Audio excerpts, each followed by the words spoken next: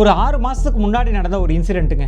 என்னோட நண்பர் ஒருத்தர் ஒரு ரெஸ்டாரண்ட் வச்சுருக்காரு. ரொம்ப சின்ன ரெஸ்டாரண்ட் தான், அண்ணா நகரில் வச்சுருக்காரு. அவர் தன்னோட ரெஸ்டாரண்ட்டை ஃப்ரென்ச்சைஸாக மாற்றலாம் அப்படின்ற மாதிரி ஒரு முடிவு எடுத்தார். அப்போது அவர் பண்ண ஒரு சின்ன தப்பு அவரோட பிஸ்னஸில் எவ்வளோ பெரிய ஒரு பிரச்சனையை கொண்டு வந்து விட்டுச்சு அப்படின்றத பற்றி தான் இன்றைக்கி நம்ம பார்க்க போகிறோம். ஒரு கதையாகவே பார்த்துடலாமா? அண்ட் இந்த சேனலில் நீங்கள் ஃபஸ்ட் டைம் பார்க்குறீங்க அப்படின்னா என்ன நான் இன்ட்ரடியூஸ் பண்ணிக்கிறேன். நான் அறிவழகன், பிஸ்னஸ் லாயர். என்னோட கம்பெனி பேர் ல இன்டெலிஜென்ஷியா பிரைவேட் லிமிடெட்.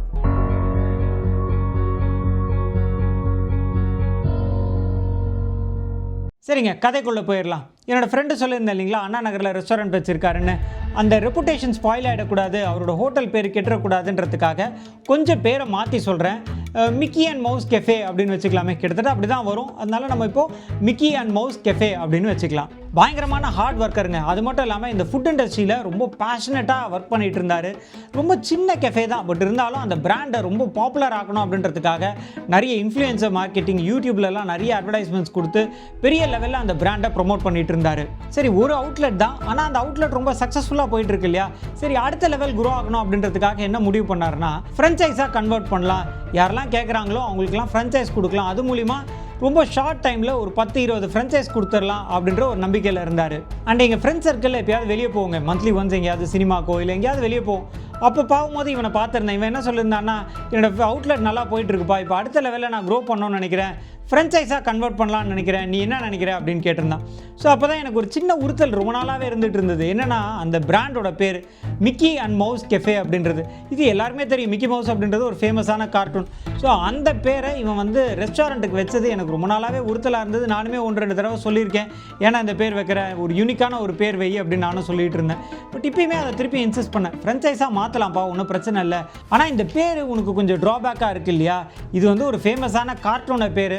இந்த கார்ட்டூனுடைய அந்த கேரக்டர்ஸ், அந்த கார்ட்டூனோட டைட்டிலை நீ பயன்படுத்தின அப்படின்னா உனக்கு பிரச்சனை வருமே அப்படின்னு சொல்லியிருந்தேன். ஆனால் அவன் என்ன சொன்னான்னா, இல்லைடா, நான் ஒரு 1-1.5 வருஷமாக நான் இந்த பேரை யூஸ் பண்ணிகிட்டு இருக்கேன், இப்போ மாற்றணும்னா சிரமம் இல்லையா? அது மட்டும் இல்லாமல் கொஞ்சம் பாப்புலராகவும் ஆகிடுச்சு, இதுக்கப்புறம் மாற்றணும் அப்படின்னா எனக்கு திருப்பி நிறைய செலவு வரும், வேணாம் இதே பேரில் நம்ம கன்டினியூ பண்ணுறோம், பிரச்சனை வந்தால் அப்போ பார்த்துக்கலாம் அப்படின்ற மாதிரி சொல்லியிருந்தான். ஆனால் ஃப்ரெண்ட் ஆச்சே, விட்டுறக்கூடாதுன்றதுக்காக இன்னும் கொஞ்சம் ஸ்ட்ரெஸ் பண்ணி, இல்லைப்பா அவங்க பெரிய கம்பெனி, பெரிய பிராண்டு, நாளைக்கு நம்ம மேலே ஏதாவது லீகல் ஆக்ஷன் எடுத்தாங்கன்னா நம்ம சமாளிக்கிறதே பெரிய பிரச்சனையாக போயிடும், அதனால் இந்த டைம்லேயே நீ மாற்றிக்க, அதுதான் நல்லதுன்னு சொல்லியிருந்தேன். பட் அவர் அந்த டைமில் கன்வின்ஸ் ஆகலை.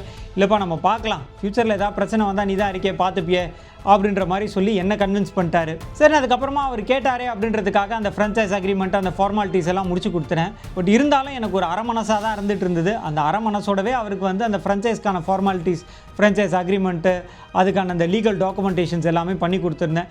அவரும் அதை வச்சு ஒரு 6-7 ரெஸ்டாரண்ட்ஸ் ஓப்பன் பண்ணிட்டாரு. ஆனால் ஆக்சுவல் பிரச்சனை போன வாரம் தாங்க நடந்துச்சு. என்னென்னா, நான் முன்னாடியே சொன்ன மாதிரி தான், டிஸ்னி ரொம்ப பெரிய பிராண்டு, நோட்டீஸ் கொடுத்துட்டாங்க.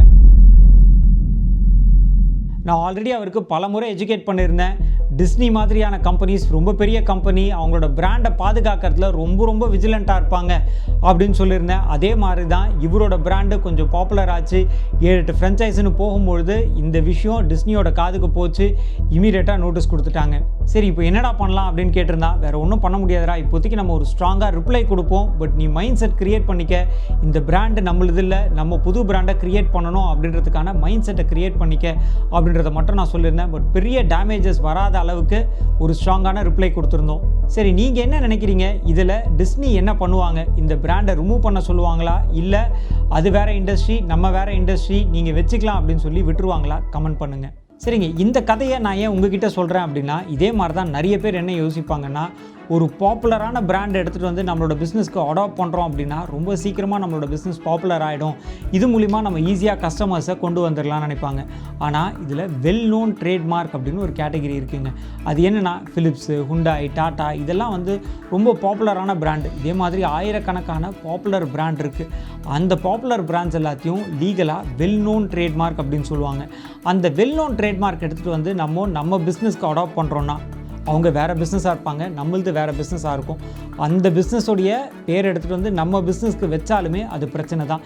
இதெல்லாம் வெல் நோன் கேட்டகிரியில் வரும். ஸோ இந்த மாதிரி வெல் நோன் பிராண்ட்ஸை நம்ம பிஸ்னஸ்க்கு அடாப்ட் பண்ணோன்னா எப்பயுமே பிரச்சனை தாங்க. ஸோ இதை அவாய்ட் பண்ணிப்போம்.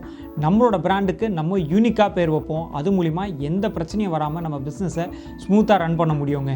அண்ட் முடிக்கிறதுக்கு முன்னாடி இன்னொரு முக்கியமான விஷயம், இதே மாதிரி என்னோடய ஃப்ரெண்டு பண்ண மாதிரியே நிறைய பேர் தங்களோட பிஸ்னஸில் சின்ன சின்ன தவறுகள் பண்ணுவீங்க. அது மூலிமா அவங்களோட பிஸ்னஸ் பெரிய லெவலில் அஃபெக்ட் ஆகிறதுக்கான வாய்ப்பு இருக்குது. இதெல்லாம் அவாய்ட் பண்ணோம் அப்படின்றதுக்காக நம்ம ஒரு பிஸ்னஸ் கம்யூனிட்டி ஆரம்பிச்சிருக்கோங்க. அந்த பிஸ்னஸ் கம்யூனிட்டியில் பிஸ்னஸ் பற்றின நிறைய இன்ஃபர்மேஷன், பிஸ்னஸ் டிப்ஸ் இதெல்லாம் கொடுத்துட்ருக்கோம். நீங்கள் அந்த பிஸ்னஸ் கம்யூனிட்டியில் ஜாயின் பண்ணோம் அப்படின்னா அதுக்கான லிங்க் டிஸ்கிரிப்ஷனில் இருக்குது. மறக்காமல் அந்த லிங்க்கை கிளிக் பண்ணி நம்மளோட கம்யூனிட்டியில் ஜாயின் பண்ணுறங்க. கம்யூனிட்டியில் மீட் பண்ணுவோம், சேர்ந்து முன்னேறுவோம்.